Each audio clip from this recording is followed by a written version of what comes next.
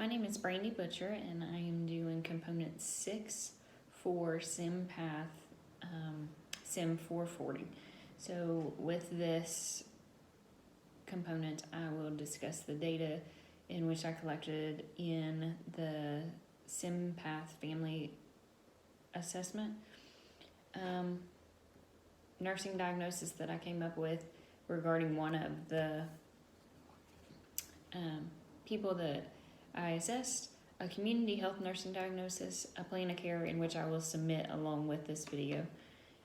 My SMART goal statements, evidence and based rationale for each of the SMART goals that I came up with, an evaluation plan for each of the SMART goals, and I will first start off by telling you a little bit about the family assessment in which I did. So I interviewed Candace, and she is a white female. She is approximately 24 weeks pregnant, which is 6 months.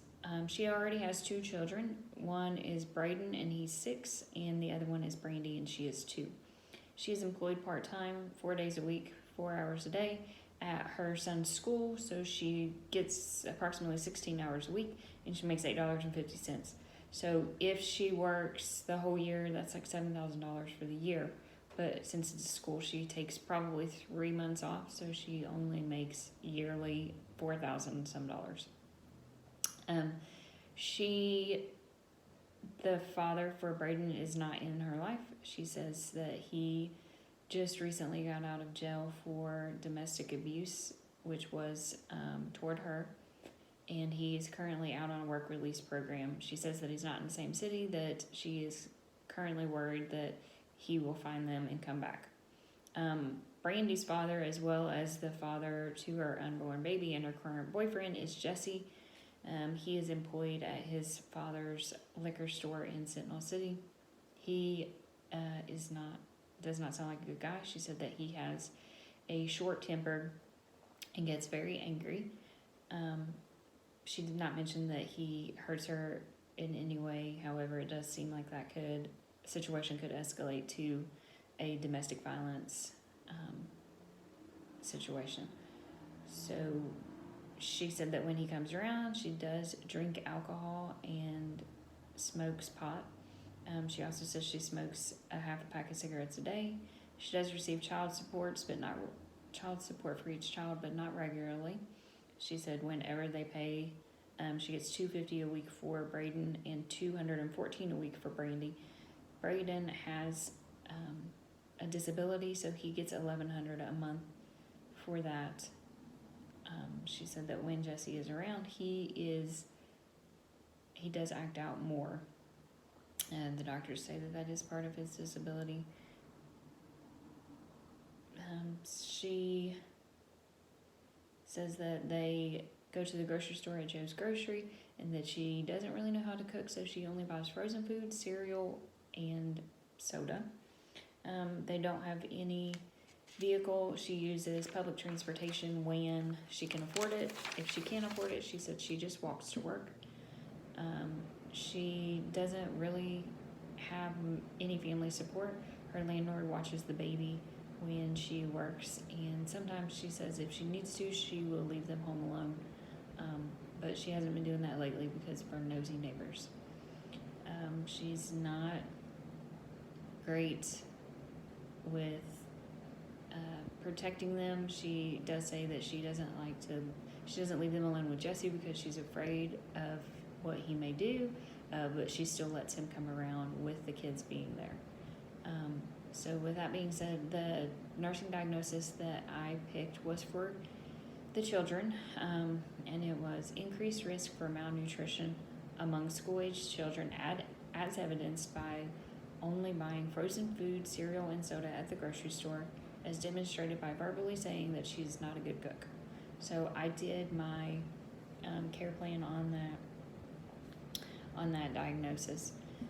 My community diagnosis would be for a pregnant woman, and I did increased risk of pregnancy complications among women related to alcohol, marijuana,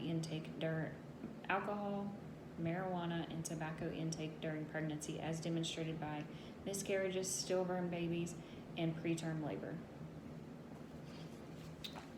I was tasked to create 3 SMART goals, come up with evidence-based rationale for each of those, and evaluation plan for each of those. So I will do the SMART goal, the evidence-based rationale, and the evaluation plan for each of those in order, so that way to keep it all together. So my first SMART goal was to get the children to get their immunizations. So when asked about their immunization status, she said she was unsure if they were up to date or if they had any at all. The evidence-based rationale for that, they need to, according to the U.S. Department of Health and Human Services, this will help prevent deadly childhood illnesses and help them to be ready for school and protect other children from getting these deadly illnesses. The health department usually has free days for immunizations, so she could call and just do the walk-in hours to get them their immunizations. And as far as measuring our time, would like to have both children fully caught up on all vaccinations within a year. I give a year just because Braden is 6, and so he's not had any of them, and that way he wouldn't have to get so many at once. It would be able to be spread out just a little bit. The second SMART goal that I came up with was for Candace to stop smoking, using alcohol, and marijuana during her pregnancy, but to continue afterwards, because at any time in life, none of those are good. She could get a calendar and track how many cigarettes that she has each day, and then decrease that number until it got to 0, and then try to stop using alcohol and marijuana.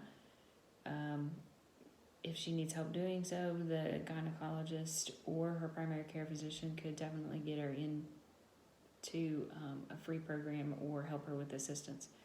And according to the rationale, according to the National Institute on Drug Research, it shows that tobacco, alcohol, or illicit drugs by pregnant women can cause severe health consequences in infants.